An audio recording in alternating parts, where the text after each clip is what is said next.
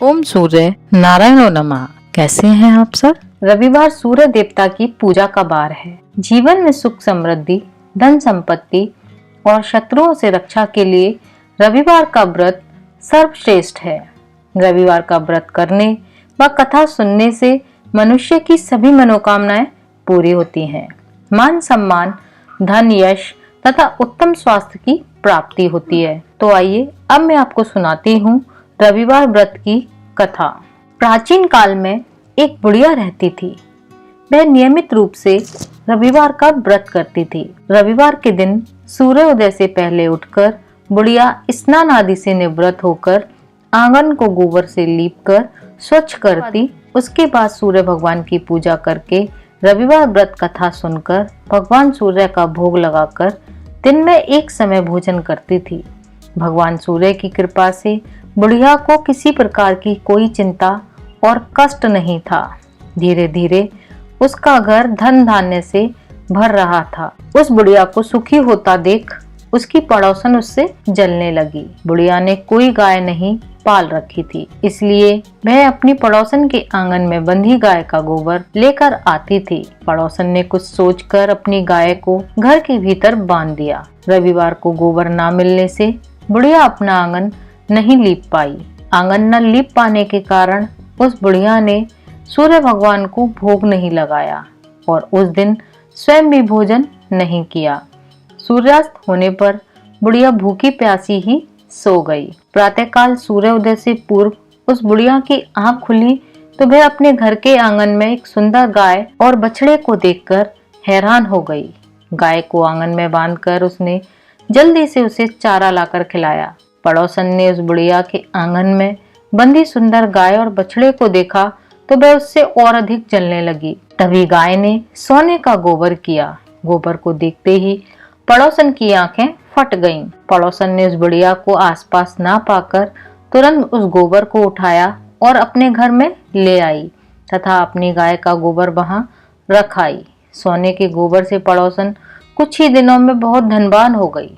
गाय प्रतिदिन सूर्योदय से पूर्व सोने का गोबर किया करती थी और बुढ़िया के उठने से पहले पड़ोसन उस गोबर को उठाकर ले जाती थी। बहुत दिनों तक बुढ़िया को सोने के गोबर के बारे में कुछ पता ही नहीं चला। बुढ़िया पहले की तरह हर रविवार को भगवान सूर्य देव का व्रत करती रही और कथा सुनती रही। लेकिन भगवान सूर्य को जब पड़ोसन की चालाकी का पता चला तो उन्होंने तेज आंधी चलाई और आंधी का प्रकोप देखकर बुढ़िया ने गाय को घर के भीतर बांध दिया। सुबह उठकर बुढ़िया ने सोने का गोबर देखा तो उसे बहुत ही आश्चर्य हुआ। उस दिन के बाद बुढ़िया गाय को घर के भीतर ही बांधने लगी। सोने के गोबर से बुढ़िया कुछ ही दिन में बहुत धनवान हो गई। उस बुढ़िया के धनवान होने से पड़ोसन बुरी तरह जल भुनकर राख हो गई और उसने अपने पति को समझा बुझाकर उसे नगर के राजा के पास भेज दिया। सुंदर गाय को देखकर राजा बहुत खुश हुआ। सुबह जब राजा ने सोने का गोबर देखा तो उसके आश्चर्य का ठिकाना नहीं रहा। उधर सूर्य भगवान को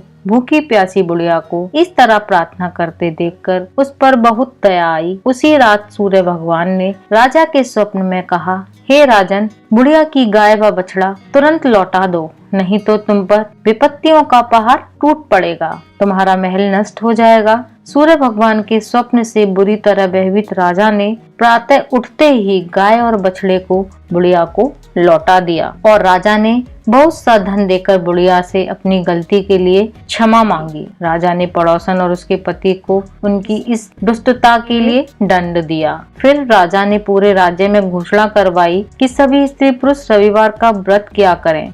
रविवार का व्रत करने से सभी लोगों के घर धन धान्य से भर गए। राज्य में चारों ओर खुशहाली छा गई। स्त्री पुरुष सुखी जीवन यापन करने लगे और सभी लोगों के शारीरिक कष्ट भी दूर हो गए। हे सूर्य भगवान, जैसी कृपा उस बुढ़िया माई पर की और राज्य में सभी लोगों पर की, वैसी हम सब पर करना और रविवार के व्रत करने वाले हर मनुष्य पर करना और उनकी सारी मनोकामनाएं पूरी करना। मैं उम्मीद करती हूँ ये कहानी आपको अच्छी लगी होगी।